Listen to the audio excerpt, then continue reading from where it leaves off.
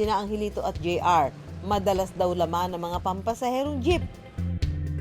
Pero hindi para magpahatid sa bahay o eskwela, kundi para maglabas ng sobre at manghingi ng barya.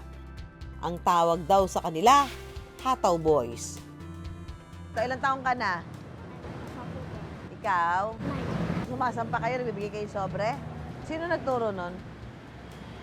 Ikaw lang? Sino nagturo sa'yo?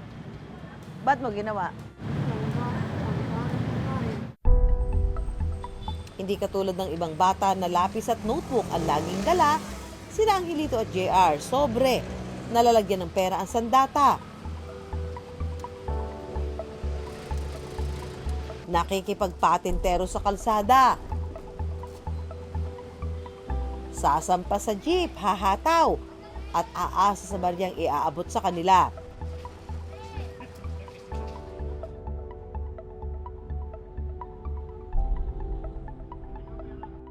One, two, three, five.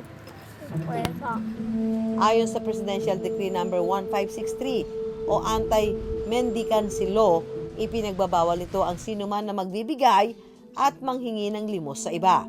Kasi habang binibigyan mo yung mga yan, pagpapatuloy nilang gagawin, which is hindi dapat, which is risky para sa kanila. Dapat ang gobyerno ang tumulong dyan. Ayon sa tatay nila na si Lito, halos 1 taon ang ginagawa ito ni na Angelito at JR, simula nang matigil sila sa pag-aaral. Yung wala pa silang barkada, masipag sila pumasok.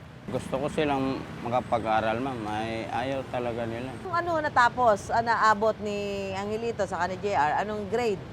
Grade 1 lang, ma'am. Nakapasok Grade 1 lang. sila ng grade 2, kaso Tumigil na. tumigil na.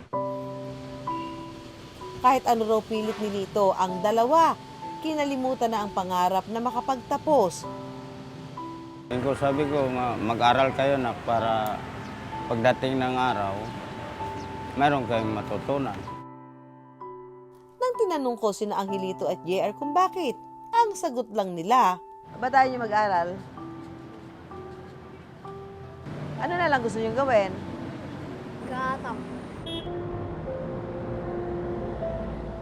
Mag-isa na lang kasing binubuhay ni Lito ang kanyang mga anak. Halos 150 pesos lang daw sa isang linggo ang kinikita niya sa pamamasura at kung minsan bilang tindero ng fishball. Kaya naman sina Angelito at JR naghanap na ng sariling diskarte para makabili ng makakain. Sa paghahataw, malaki na raw ang 100 piso na kinikita nila sa isang araw. Pero bukod sa pagkain, isa pa nilang problema, maayos na tirahan. Dito kayo nakatira sa kalsada? Opo, ma'am. Bakit po kayo dito nakatira? Wala kasi pang-upa ng bahay, ma'am. Saan kayo dating nakatira? Diyan po sa ma'am. Sana yung ginawang building, sila dyan, nag-iba ng bahay. Hindi naman kami binigyan ng pabahay. Sa pagbabalik ng I Wonder, sa kabila ng hirap na pinagdaraanan nila Lito, may pag-asa pa kayang natatanaw ang kanyang mga anak. Ang edukasyon ba'y mahalaga pa para sa kanila?